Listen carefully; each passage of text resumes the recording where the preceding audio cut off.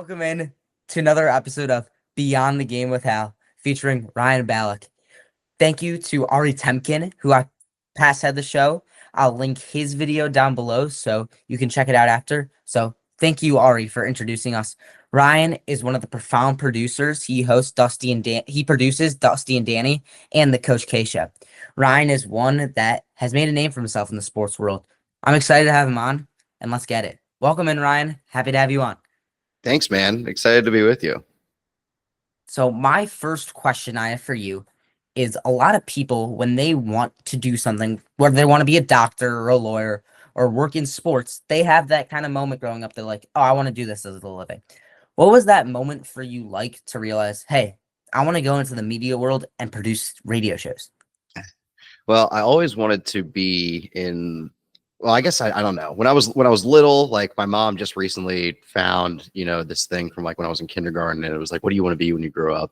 And it said I want to be a sports center anchor. Like I've just always loved watching sports, and growing up watching Stuart Scott and Rich Eisen. Like I loved all that sports center stuff. And then I got to college. I was actually a business major, and I had a couple friends. I took this class. I went to Elon University, which is in North Carolina. It's right around Duke and Chapel Hill, for those who don't know it. Yeah. And I took this class. We had this thing called winter term, where you could take like a class for a fun class for a month. And I took a class called Managing a Professional Sports Franchise. Like, come on, that's a dream in college. And I met these two kids that were doing this sports show on campus. And it was basically like a Pardon the Interruption, kind of show, and it was all student run, and I loved it. And they kind of thrust me to be on air like within my first couple meetings. I was super scared, and I just loved it, and it just kept turning into a bigger thing. And even though I was a business major, always in the back of my mind, I was like, I would love to do this sports media thing. And then I took an internship in Charlotte at a radio station, and that was the moment I was like, wow, come on. If I can make a living doing this, this seems a lot more fun than having a business internship. And I really enjoyed it. And I love the sports radio. And, I met Muggsy Bogues on my first day of work. And I loved it. It was great. And now doing this, I moved to DC from Charlotte kind of on a whim for a part-time job with NASCAR. And I had never watched a NASCAR race in my life. So I wanted it. And I kept at it, and within a year I was full time, and then it's kept turning into bigger and bigger things, and now I am where I am now. Right. And another thing for you, people know that there's a producer, but they don't really know exactly what producers do. Just for everyone who's watching, do you want to just say quickly what your job is as the producer? So I am the senior producer for SiriusXM College Sports Radio, and I do a show on a daily basis, a weekday basis, from 6 to 9 in the morning. So basically, I get to the studio, or if I'm doing the show from home that day, my associate producer gets to the studio around like an hour, 30 minutes before the show starts, and we just kind of knock it out. But the night before, I'll make a show map, and I'll have to come up with the guests, for the next day. And, you're doing that on a daily basis, picking up guests and, picking out topics for the hosts. And then you actually get the showtime when you show up to the show. You get there an hour early, pick out all your music. So you're doing like a little bit of everything. You're running the commercials, you're running the promos, you're making the social media, you're booking guests. You get to do a lot of different stuff. And so I do that on a daily basis. And then during basketball season, I work with Coach K, and I'm basically just booking big guests and, having interesting topics for him and Chris Patola, who I believe was also on your show once.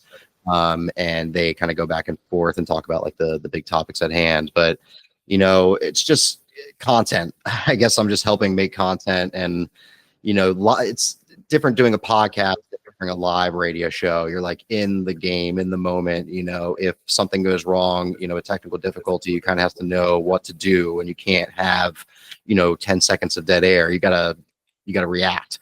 So I really enjoy that part of it. It's kind of like, I don't know, it's kind of like playing a video game. You got all these buttons, and you're just going from one mirror to the next. And yeah, it's fast paced, and it's been a great job for me. So I've really enjoyed it. Right. And you're kind of going to need to know what the people who you're talking live on air are going to want to talk about, what kind of their tendencies almost are. and who likes to bring up this, who likes to jump in, who speaks when they're told to speak, so that you can do that.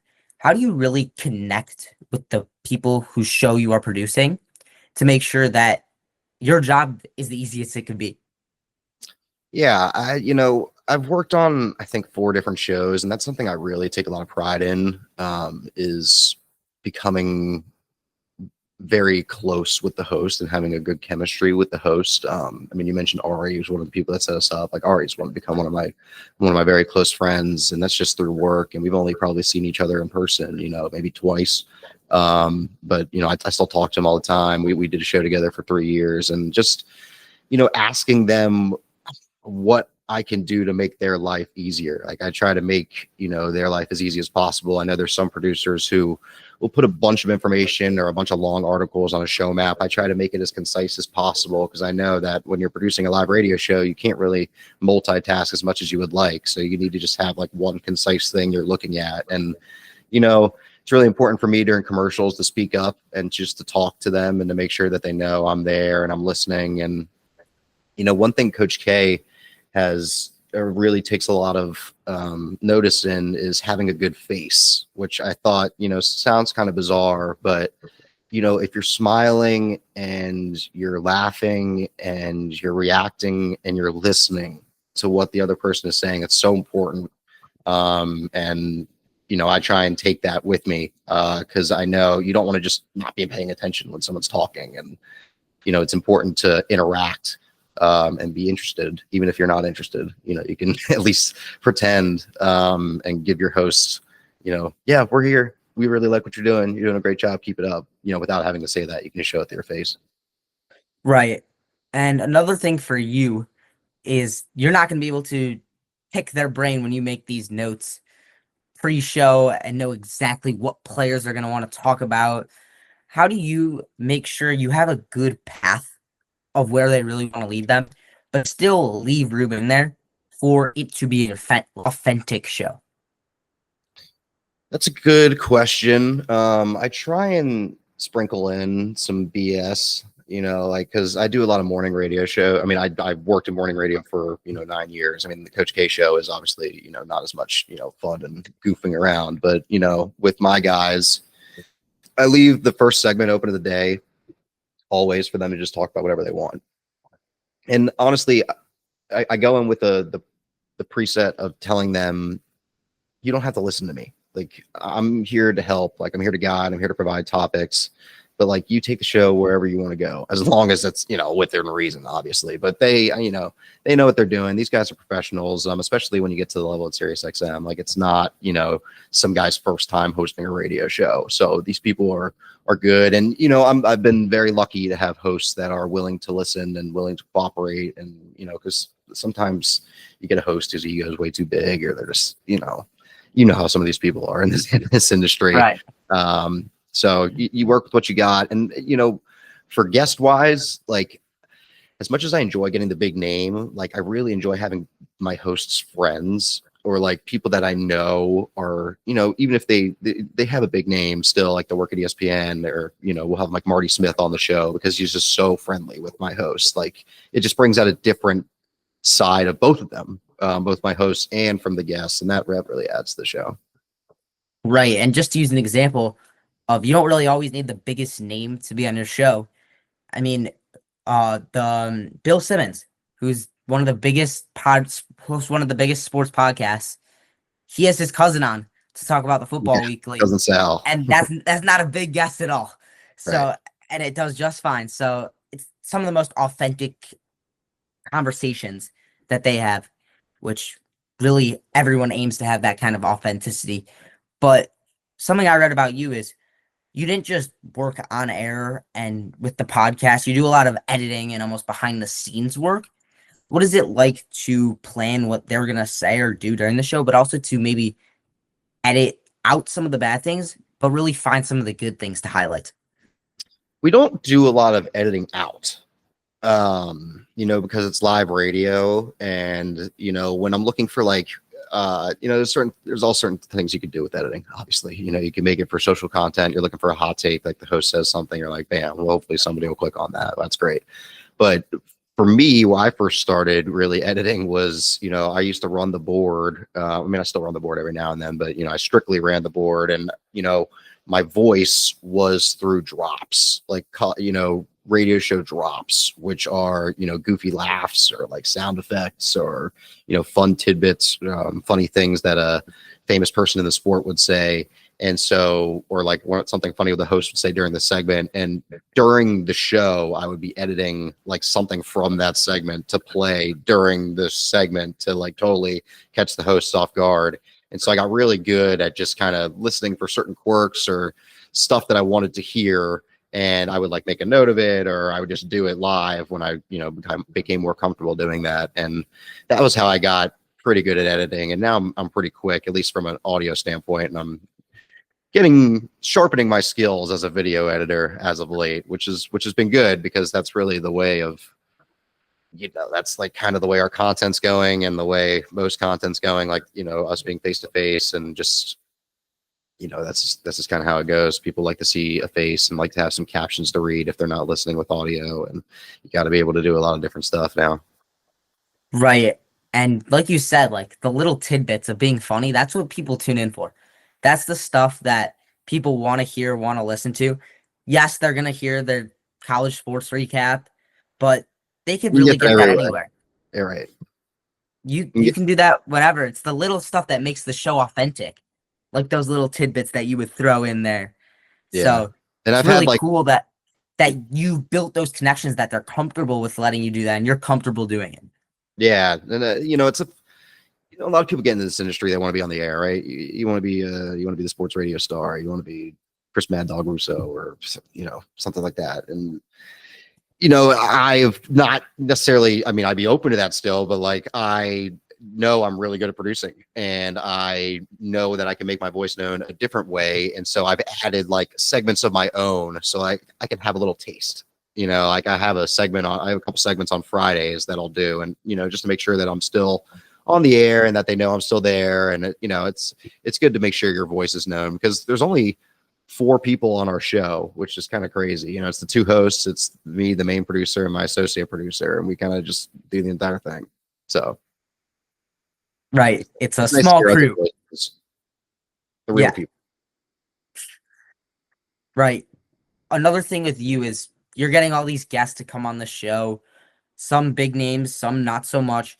How do you build those connections with those people to get them back on your show, or build the connections with the hosts to say, hey, this guy might be a really good guest and we might want him back in the future? So just stuff like that, and having a good reputation with your show so that people will agree to come on.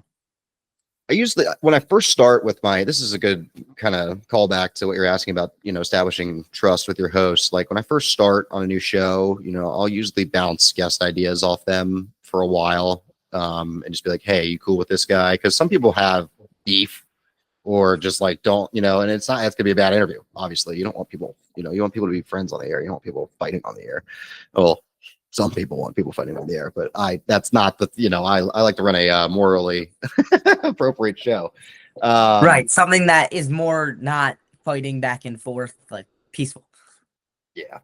I don't know. That's just establishing relationships. And we now have had weekly guests on, during football season for the last few years. And I usually am the one calling them before they come on for the show, and I'll talk to them. I try and not just say, hey, thanks for coming on the show. Like I'll give them something, or, hey, have a safe travel, or like, how was this? Or like, remember something funny from the game and how they reacted to that, just like, oh, what a crazy weekend. Like just like almost like a salesman, just giving them a little bit of juice. And I'm sure some people roll their eyes at that and they're just like, just get me on with the guys, but whatever. That's just kind of how I am. And I'm a talker. So, I like to make sure people will feel appreciated, and that their time's not being wasted, because these guests are doing us a favor. I'm not really paying I'm not paying any of my guests. They just come on just to, have their voice heard, and to, be on the show with the guys, which I really appreciate. So I love all our guests. It's been great throughout the years.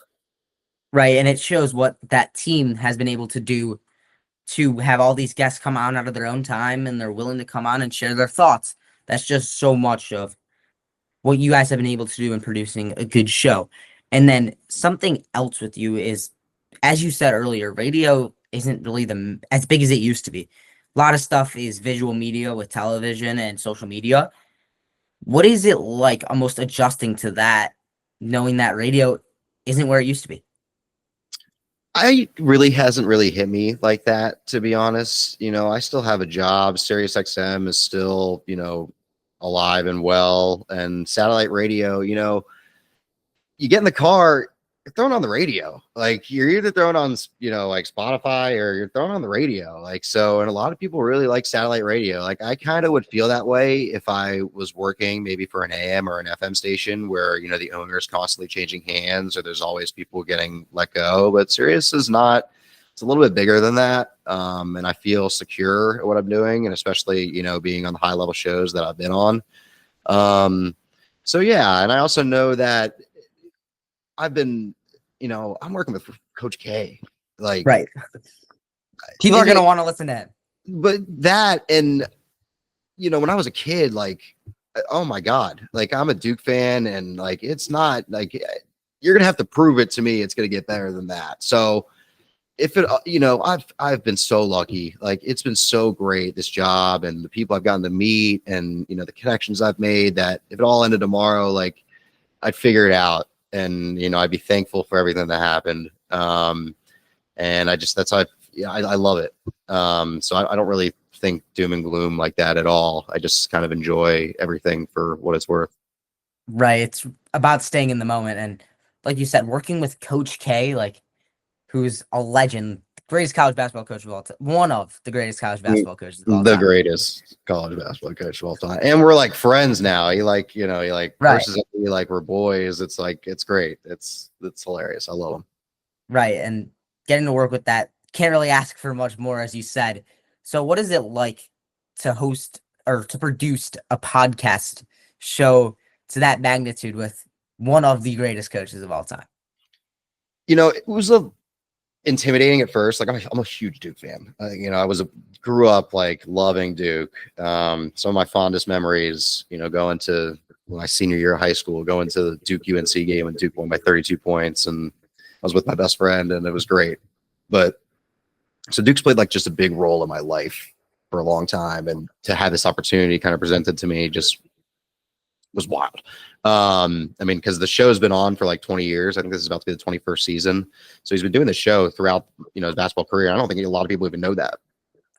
And the show has now gotten a lot more popular due to social media. Thanks to social media, we're getting a lot more clips out there. We're making a lot more news, which is good. And I didn't really know what to expect at first. It's a lot of pressure, obviously. Booking guests isn't. It's you think, hey, you want to come talk to Coach K? Like everybody's, oh my God, yeah. But there's a standard. There's so much. It's Coach K.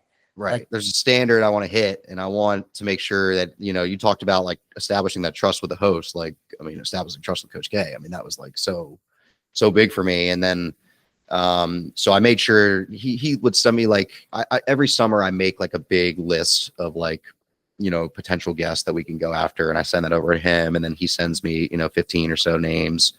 And originally when I first started, like I would kind of go through a middleman. I still kind of do a little bit. There's like another guy at Duke. His name's JJ, and he's great. But so like, it's a lot of like, here, let me ask Coach, or like, can you ask Coach this? And now like I can text him, or like, it's just, we're on a different wavelength now, which is great. And he loves the show. Like it's hard for me to believe, to be honest. Like you think this would be kind of a thing he just gets paid to do on the side because he's like really trying to make an impact in college sports and in sports with the show and talking to people and the guests we have. And it's just, I sit in the Zooms and it's just me, Coach K, and Peyton Manning, him, and Albert Pujols. Like it's unbelievable. And I just pinch myself all the time when I'm doing that show, and it's been incredible. Right. To be in that Zoom call, like that's absurd. And then like, just like you said, with like Sirius XM, going back to that about staying with it and how great they have been, what's it been like for you to be at Sirius XM and work with all those amazing people that work with them? Yeah, it's been great. I can't believe it, but I've been there 10 years now. So it's been good, and I've gotten to, there's a few different, headquarters for SiriusXM. I mean, I guess the main one is in New York. And then we have a lot of studios in DC as well. There's some in Miami, there's some out in Los Angeles as well, but there's a lot of sports shows and departments in DC. And so getting to, that's been my favorite, like getting to collaborate with different shows, different channels, like become really friendly with people on PGA Tour channel and the fantasy sports shows. And like everybody's got a different method. And so you're able to bounce ideas off all these really smart people and really creative people. And then obviously, the hosts are all really, there's a lot of big names, at least from your childhood. It might not be necessarily the biggest names right now, but they're still pretty big names. And, I think I get a kick out of it. I love it. I love meeting a mediocre athlete. I love, a random story from a guy that I watched when I was 9 years old. Like, so yeah, that kind of stuff, it makes me smile, and getting to text some of these guys, and it's cool. And SiriusXM, they take care of us. So it's good. Right. I mean, what more can you ask for to be talking about sports as your job and meeting all these cool people and putting together radio shows of people that you watched when you were younger and talking to all these athletes? I mean, can't really ask for much more. Yeah. I mean, it's like, say you're a salesman and you're like, oh, who's my favorite person of all time? Who did I love? You can go after anybody. You can Right. make a case for any guest to be important. And it doesn't even have to just be in sports. It can be in anything. So you really can I have a show, I have a platform. Here you go. All right. To conclude here, we have the final 14 questions in a rapid fire pace. I like it. Final 14. Who is your idol? Oh my God, my idol? I guess my dad. I guess it's a cheap answer, but yeah, I just, everything I do, I want to be like my dad. Favorite fast food? Uh, I say Chick-fil-A. Actually, you know Favorite what? No. North Carolina, Bojangles. Excuse me. favorite school subject? I mean, gym, because that's sports, but I will say math. Biggest fear? Ooh. I don't know. I'm fearless. No, how about being on a boat? I get motion sick, horrible motion sickness. A sailboat, a disaster. Let's put that as a fear. Favorite hobby? Favorite hobby, watching sports and catching up with old friends. Honestly, that's become, I know you want rapid fire, but it's something you should do as you're young and you've got friends that you've grown up with all your life. Give them a call when you get older. Just call and talk to your buddies for 30 minutes. Just see how everything's going. Call them once a month. I do it all the time. I love that. It's one of my favorite things to do. Favorite gym workout? Oh, I don't really go to the gym, to be honest. So I like to walk my dog. We'll go with that. Favorite media personality? Oh, put me on the spot. That's a tough one. I mean, I would say Stuart Scott, but he's obviously rest in peace. Let's go with Mike Green. Favorite musician? I'm a big Dave Matthews fan lately. I've been Favorite very Matthews. favorite animal? My dog, Monty. Favorite TV show? Of all time, that's a tough one. My first instinct, let's say Breaking Bad, but I don't like that answer. I'm gonna go with Curb Your Enthusiasm. Biggest pet peeve? People who do too much. Like, life isn't so hard. Like, just simplify things and just put a smile on your face. Is a hot dog a sandwich? No, it's a hot dog. Favorite emoji? I'm not a big emoji guy. I guess the laughing one with the crying eyes to the side, not like the sideways face, but Yeah. just like regular face and the crying. I like that one. And then last but not least, are you a shower singer? No, I'm a car singer. I'm horrible, but I am a big car. And my, bless my wife who sits there. I drive the whole way, so she has to listen to me sing.